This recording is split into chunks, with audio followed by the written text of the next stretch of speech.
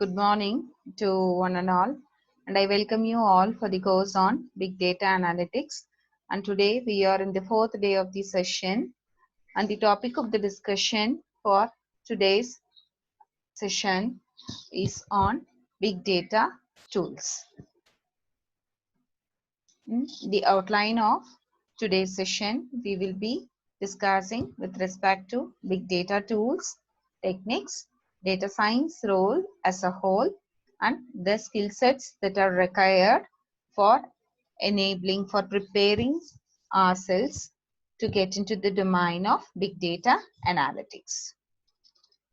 And before getting into the session today in detail, let us have the recap of the previous concepts, whatever we have discussed in the previous session. So to start with the recap, so let me start right from the important key terminologies so that it helps all of you to remember and get back to the concepts and before proceeding into the session. So we have started with something called as data.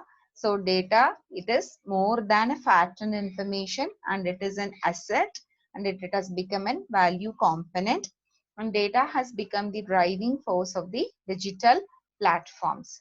And the evolution of data has started from 1970s, and it has increased exponentially to very larger heights than expected, leading to the term big data. And there are various factors that contributed for this evolution of data. There were technologies that supported for this large volume of data growth, particularly social media, which allowed individuals to generate data in form of presenting the views like opinions and providing platforms to share the opinions across people, connect people virtually. So the world data is being filled with 90% of data that is being generated after the social networking, and only 10% of data is being from business outcomes. And whenever we say 90% of data from sources of individuals, machines, so the data, it is again in format of unstructured in nature, where it has lot of information presented in form of text, audios, videos, charts in blogs and other digital sources. And this paved to big data, and big data is defined as a tool, as a technology, and as a platform which help us to drive deep insights from the data which was unexplored due to the limitation of the existing architectures and other technologies. So this is what big data, and we have discussed big data perspectives and made ourselves clear that what is big data. So we have clear that big data is not only large volume of data, it is something beyond that. Big data doesn't mean data with only social media. Big data, it doesn't deal with only unstructured data, and big data, it doesn't mean only the technology Hadoop. So big data is something beyond that, and we have explored the characteristics of big data in forms of 6 V's: volume, velocity, variety, virality, veracity, volatility, validity, and value component. On looking into the use cases in business domain, big data has been exclusively used for 5 important applications in business organization. The first application, the first use case where big data applied is to explore the data that it has been generated in the business, the value component of the business. And the secondly, it is used to understand the customers in a 360-degree view. It is also used to identify the security and threats that has been for that is a major thing for all industries which generate large volumes of data. Big data is also used for operational analysis, and it is also being used for augmenting data warehouse. And the last session of day 3 on discussing technologies and framework, we have discussed detail about all the relevant terminologies and technologies that contribute to big data. And we have discussed about the platform, how big data makes itself as a platform, providing a bed for generating or processing large volume of data and overcome the limitation of the existing system. So when we look into the limitation of the existing system suffers from two important limitations. One, it is the storage. Another one, it is, we call it as the processing environment. So big data overcomes this limitation of storage, processing, scalability, and single point failure by using an architecture called as Hadoop. So Hadoop, it has two important domains based on a distributed architecture and a parallel processing programming model, MapReduce, which was devised by Google. And Hadoop is very good in processing, batch processing job, batch oriented job. And Hadoop again has its own limitation in such a way that every time it has to go and write into the memory store, so that it is very difficult. So when we look into computation or processing large volumes of data, so people have moved into Spark. In today's session, we'll discuss about the other technologies and tools. I said that big data has an ecosystem, and big data Hadoop, a platform. It is an holistic platform which helps us to process large volumes of data by itself. Now, when we look into the big data ecosystem components which come along with or which can be added to Hadoop, it includes your Apache Spark, Apache Storm, Apache Kafka, Flink, Zookeeper, and Oozie. So already we are clear with the previous session that Spark is something better. It has a better architecture than Hadoop. And we know the limitation of Hadoop because it needs continuous references with the databases for reading and writing or fetching the data. And it is suitable only for batch processing operation. Whereas Apache Spark is an engine which is used for iterative computing. And Apache Spark also, we have seen that it has separate engines for processing structured jobs, for processing graph databases. It supports machine learning algorithms, Mahout. It has so many engines. It supports recommender. And one more advantage of Spark it supports in-memory computation. The architecture of in-memory computation makes Spark better than Hadoop and makes its performance higher and faster. So that is the reason why Spark it is being used by most of the industries. So which requires iterative computing. So when we call something called as iterative computing, so when we want to process, say, streaming data, that has to be acquired then and there. So in the case of acquiring the streaming data, it requires the endpoint of data to be stored in memory for just having a chain of linkages. So every time we could not go and store the data from a database, fetch and do it. So where Hadoop fails, and Spark supports something called as iterative computing. It is extremely fast in doing this particular, and apart from that, it is capable of having separate components where you can do all functionalities within a single framework, where that facilities are not available in the Hadoop environment. And when we look into Apache Storm, so when we talk about something called as Apache Storm, it is again a very fine streaming engine which is used to stream bundles of data in a very quicker and faster time. So when we talk it about Apache Storm, so it helps us to do faster data, fetch faster data very easily from that. It is again an independent framework. So normally when we want to analyze something from social media data, the data will be very fast in nature. So you'll be having lots and lots of streaming data coming into the system. So to capture the streaming data, the higher rate of speed, where we need something, and Storm does it. Storm, it does it. And again, Spark also, it does it. But there is a difference between Spark, Storm, and Kafka. Again, Kafka is again a distributed streaming engine which is used for capturing data at a very large speed. So what makes Kafka different from Storm? It is Kafka has a distributed framework. So it has a distributed model for collecting data at various sources, where Apache Storm it doesn't have. Apache Storm, it supports task-based parallelism, whereas Spark, it supports database parallelism. So parallelizing data, it is Spark, and parallelizing the task, every task, it is Storm. So all these three are the frameworks that it is being used for taking up the streaming data continuously. We call it as interactive computing something. And we have Apache Flink. Again, it is a framework which helps us to do. And Zookeeper, again, it is one component. So when we want to require data from so many different sources, and again, it's a distributed framework which takes care of the naming conventions and the naming services. Normally, that is being done in distributed systems using that DAG data, cyclic graph. And when we talk about Oozie is again an important something. It is something like a workflow scheduler.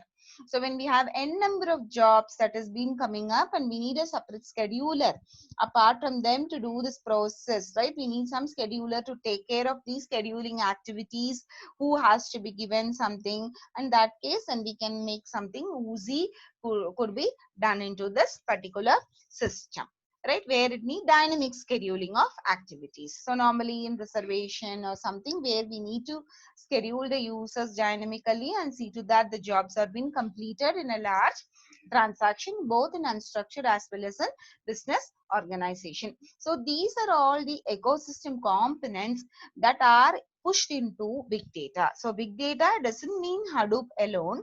So big data is combination of setting up all these infrastructure independently or collectively together in the Hadoop based environment to achieve high performance and achieve higher complex computation, which for processing large complex problem by reducing or minimizing the cost. I think you're clear with this thing. And the next important thing what we try with this, we have while discussing Hadoop, we have discussed something called as the other daemon of Hadoop batch, that is your big data Hadoop. It is one, it is server HDFS distributed. That is what we have seen. So all other distributed architecture supporting other type of jobs, what has been seen in the previous slide. So when we talk about MapReduce programming model, it is a programming model where it does parallel processing, where data stands stable at one location and the programming logic is being get into the place where data has been available. So how do we do write MapReduce programming? It is again an important question. How do we write MapReduce task and what is the languages that is being used? So MapReduce models are available in form of Pig and Hive, or we can write MapReduce codes using your programming languages Python, Java and Scala. Scala, it has been used at another level for reducing or dealing with MapReduce task. And again, one thing, it is Spark has n number of machine learning libraries available with it, so which is very easy to do all the processing in Spark. And when we come to MapReduce model, see Python, Java and Scala, it is programming based approaches where expertise is needed to write and MapReduce code. So in order to write a MapReduce code, the student or the person should be an expert in any of these languages with the programming concepts, so that he can write or split and write this parallelism concept.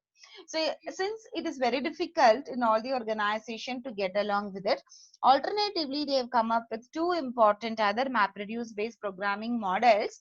One is Pig, which is being by Yahoo, and Hive by Facebook. Hive supports structured MapReduce programming, and Pig, it supports both unstructured and structured. And what makes something special about Pig and Hive it is, Pig and Hive are based on the SQL dialects. So when we talk about SQL dialects, SQL is a model for generation language which is being used in databases for retrieving the information where no expertise has been required. Just it has a formula based syntax where anybody can get trained into in fetching up the data. So Pig and Hive, it is based on SQL like dialects, and again these components can be separately configured inside Hadoop environment for generating or for doing the MapReduce computation. So MapReduce computation can be done either by using the model Pig and Hive for the data sets what we want to do it. So Pigit supports both unstructured and structured data. We call it as Pig Latin. And Hive, it is for structured data. So it is for dealing with the data warehouse data and for database data. Hive is by Facebook and Pig is from Yahoo. So we can either go along with that, or we can go in for the programming languages to write our own code, your map functionalities and the reduce functionalities. And when we move along with the other techniques that is very important to be discussed, it includes what the techniques of data mining, data mining, mathematical models, statistical models, probability, visualization, machine learning, and deep learning. So these are all the other things that has to be related with when we call it as big data technologies. So we couldn't leave all those things. Already we have seen detailedly about what we call it as data mining, but we also just look along with something called as what is the importance of statistical models and probability, visualization, machine learning, and deep learning. So normally, in order to process these huge volume of data, we have seen that in data science, big data alone is not one single discipline. Again, data science is collection of multiple streams joined together, multiple branches joined together, multiple domains joined together to achieve or accomplish a particular task. So where machine learning and deep learning algorithms are widely used for processing this huge volumes of data for analytics and prediction. So so again, understanding of data mining algorithms, mathematical models, statistical methods on probability and visualization, presenting the information in form of dashboards using machine learning algorithms or deep learning algorithms. Again, it has been an important requirement when we want to work into big data, because big data or data science, big data fits into one of the component of data science. So since we are into big data, we could not leave out data science. So data science requires these techniques to be thorough. So we should have some person who would like to get into this big data or the data analytics, big data analytics domain. Then they should have the expertise in areas of data mining, mathematical model, statistical methods, probability, visualization, machine learning, and deep learning. And when we talk about visualization, why separate thing has been for visualization? Again, visualization is very important. Why visualization is very important? It is, so whenever we do like to process large volumes of data, finally the results or the outcome of those processing has to be presented. Now the question it is, how do we present the outcome of result? So normally when you want to process say very large data, when you have data say in your Excel sheet with 1 lakh records, and when you want to find it out, how do we present the records? Yes, we'll present the records in form of charts and plots, whatever it is. Why? Because it is very difficult to go on individual records, surf it and find out what has been present in there. So normally we go in for dashboard like representation or visual representation, because an image is worth than 1,000 words. So this visualization helps us to understand things very clearly and very betterly it can be presented. So making dashboard is again a very important component in data analytics. So whenever we talk of visualization, that it is a separate opportunity, or that is a separate domain which is closely related with big data, where making dashboards and doing things are very important. So the softwares that are used for visualization is Tableau, Power BI, and C3J. Tableau is a commercial software which is a very easy software where student edition is also being supported by Tableau to learn it. Power BI and C3J, it is open source. Why we need all these things is because we fetch data, we store data in either structured or unstructured. Now after processing, doing all our analytics parts using data analytics in big data platform. See, then we need some visualization, and these visualization tools help us to an extent. And by data analytics tools. Now, when we say it as big data, a Hadoop or MapReduce or data analytics, we can do with this. Again, with this data, we have to perform data analytics. And when we perform data analytics and using our commodity hardware to meet out our requirement of storage, processing, and scalability, then we call it to be in big data analytics. When we doesn't need, we don't have the limitation, or we do not need higher storage or processing or scalability, then we perform data analytics also to gather deep insights. So when we talk about data analytics, the tools which are very much required for performing data analytics, it includes R programming, since R language is being interrelated with something called as R Hadoop. So doing Hadoop data processing in R, it can be interacted inside to a Hadoop environment. When we do something in Python, that can be integrated into one Hadoop environment. We can do all those processes inside the Hadoop environment. So R programming is the most preferred tool by many of the data analytics practitioners to start with it. It is a very easy tool, and people also going for Python based programming, Python libraries for performing data analytics. So R programming and Python programming, Python is too good for machine learning processes, and R is too good for the simple data analytics.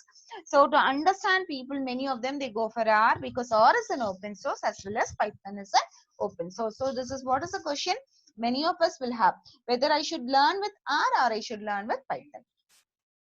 So it is initially easy to start with R, explore R, and you can explore Python. Python is too good for machine learning. R also supports machine learning libraries. R, it is good in performing statistical computation. It is too good in statistical computation and doing the data mining concepts and algorithms. And apart from that, we do have two commercial tools. One is SAS and SPSS. So SAS and SPSS, or it's one of the tool that has been used by many domains. So SAS has been used in domains of banking, insurance, and other financial domains, and SPSS is also used by many financial domains, and most of the academicians they do use SPSS for understanding their hypothesis based studies, particularly in social science researches or census based or dealing with large amount of data.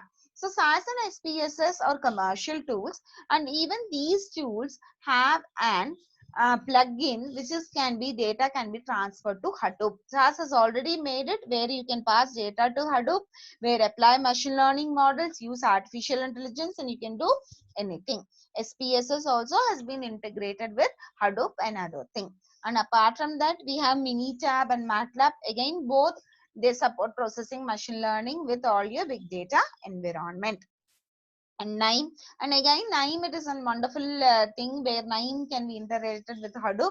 So KNIME, it is again too easy to do. It is a widget based model which help us to perform things. So whenever we talk about data analytical tools, then we can start with any of these tools. R programming to start with it, to understand the insights of the data set. Again, Python can be used, or we can move on to SAS, or we can move on to SPSS. And KNIME is also something that can be integrated. It is widgets based. It is again very easy to use. So these are all the entry level or the initial basic data analytics tools that has been used by many of the people. So we can start with any of these data analytic tools. And when we talk about something called as platforms, so whenever we do processing, we do outcome, we want user to visualize our results, the engine, we do all processing in an environment, in a software, then finally the result has to be present to the decision makers, right? So how do we present the result to the decision makers? The platforms that can be presented to the decision makers is either through using your mobile or through your cloud environment, or it can be a web-based environment. So where these two things come in, because we already said that big data is being related with something called as IoT, Internet of Things. So already we have discussed that big data is closely related with IoT, which is machine generated data. Now your machine, when it generates data, this data after analytics part, it is streaming in nature once again. So once it has been streaming in nature, this data has to be again after analytics part, it has to be presented to the user, so which can be done using your platforms of mobile, cloud, and web. And I think this is what, so before going into the next session of your databases, NoSQL databases, which has been kept at a separate layer, we should have a very clarity of all these things. So data analytics methodology of analyzing data, that it has been totally different, that it is not, you do have a different methodology. But whenever we talk about big data, we couldn't leave data analytics. These are all the landscape, or these are all the things that has to be familiarized when we before try to solve any the big data analytics problem. We should decide your platform, we should decide the technique, we should be very clear with what programming language we use, what architecture we have to configure, what is our type of system, whether it's streaming in nature or it's a batch oriented nature. All these things are very required, essential for us to decide all those things.